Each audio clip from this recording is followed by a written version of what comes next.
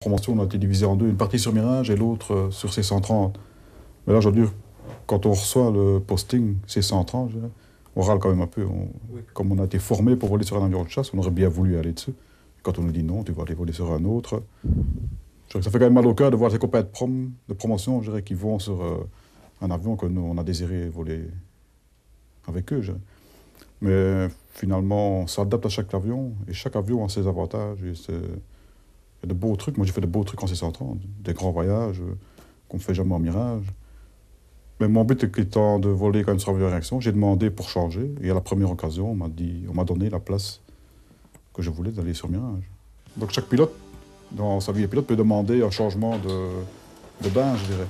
Mais ça, le problème, c'est que ça ne se fait pas tout de suite parce que les conversions sur un autre avion durent longtemps. Donc il faut qu'il y ait des places disponibles. Il faut toujours bien rester 2-3 ans sur un type d'avion parce que la conversion a coûté autant d'argent. Donc il faut que ce soit profitable, je dirais, pour l'escadrille qui a formé un nouveau pilote. C'est pas normal qu'on forme un pilote sur Mirage pendant 6 mois ou 7 mois, puis qu'un mois après, on l'envoie sur un autre avion. Il faut que l'escadrille en profite quand même de ce pilote.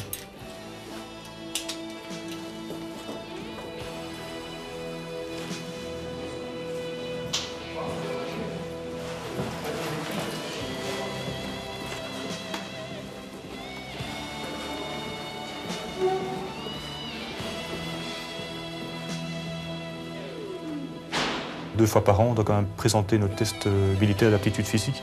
Donc malgré tout, il faut faire son pourcentage de cette test. Donc malgré tout, il faut entretenir un peu sa condition physique pour le faire. Et je crois que malgré tout, en subissant les accélérations, bon, c'est un boulot qui demande pas mal d'attention, sur lequel on subit quand même pas mal de stress. Donc je crois qu'il faut quand même être en bonne condition, avoir un bon moral, et il faut quand même l'entretenir. Je crois qu'on s'habitue à l'avion ou à la vie qu'on a. C'est habitué. Disons, quand on est élève pilote, je crois qu'on pousse un peu les élèves à avoir une bonne condition physique. De toute façon, le point pour recruter donc, tous les pilotes, on passe tous les tests médicaux d'abord et puis les tests d'épreuves physiques où il faut les réussir. Donc il faut avoir une certaine condition. Donc un jeune qui n'a jamais fait de sport, je dis qu'il doit s'entraîner quand même pas mal pour pouvoir réussir ses épreuves. Par après, je dirais qu'on vit un peu plus sur l'acquis qu'on a eu. Et on est habitué, je dirais, à l'avion. Je dirais que la condition physique, c'est qu'on l'entraîne peut-être plus autant qu'on l'a fait quand on était jeune, comme élève pilote.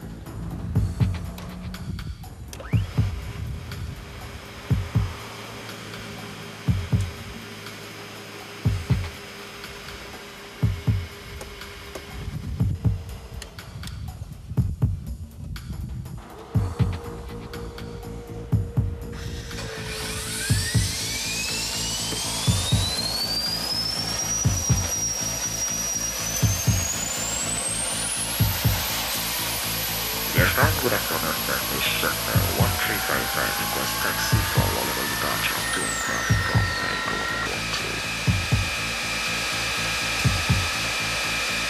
Mission 1355, you have clear taxi runway 23 left, Quebec November Hotel 30.06.